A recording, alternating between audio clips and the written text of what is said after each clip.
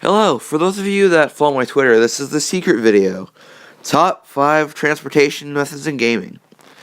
At number 5, we have the King of Red Lions from the Legend of Zelda series.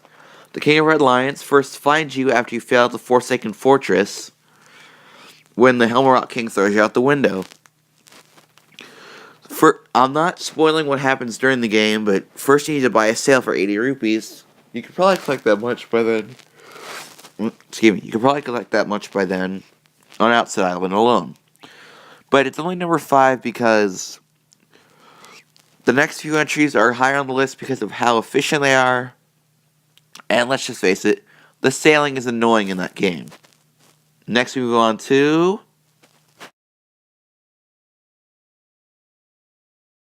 Here he is. At number 4, here's the Warp Star. It's gonna travel really fast. The Warp Star has been in pretty much every Kirby game, including Air Ride, Mass Attack, and pretty much every Kirby game. But the Warp Star is number 4 because of its efficiency, and just kind of riding on a star gets you curious as a kid. I know it always got me curious when I was younger. But overall, the next 3 entries on this list are pretty cool, and they also involve air travel, which is usually the fastest.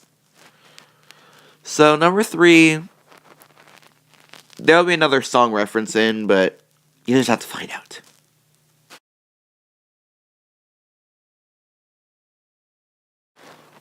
Well, I'm decided not to do this song reference, but at number 3 is the Rush Jet from Mega Man 3 and onward.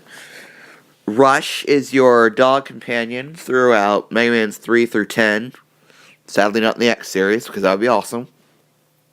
But overall, the Rush Jet is pretty efficient. You can not use weapon energy by jumping on and off the dog. In some games you can actually control it without being on the Rush. But it's the only downfall of this is that you only get Rush in certain stages.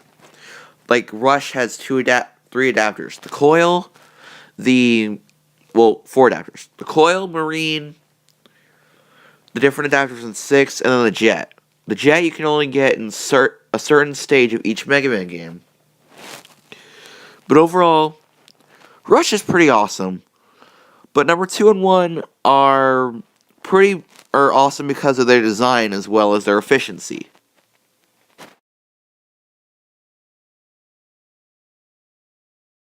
Number 2, we'll have to delve into the future. Number 2 is the Ghost from the Halo series. The Ghost is something that you can splatter or run over people with, and can also somewhat fly. I mean, I've seen videos of it, but I'm not sure if it's true. But overall, the Ghost design is awesome. I mean, purple's one of my favorite colors. And then the one wheel in the back, and then you have like the blue lighting. I mean, it's a neat design. But enough about the design. It's pretty efficient. UNSC. Yes, I said that right. And some of the elites have used it, but I mean, it's a pretty cool machine. But our number 1 machine confines air, and unlike the Ghost, this number 1 has a lot of firepower. You'll know what it is probably by how this has gone so far.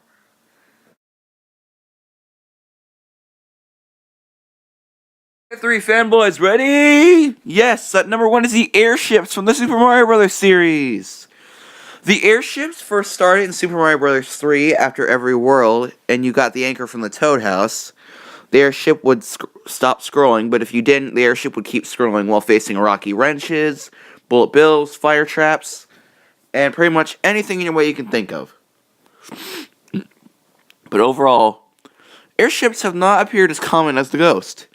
Airships have only appeared in a few games. Mario 3, New Super Mario Bros., Mario 3D Land, Mario Galaxy, Galaxy 2, Mario 2, and Mario U.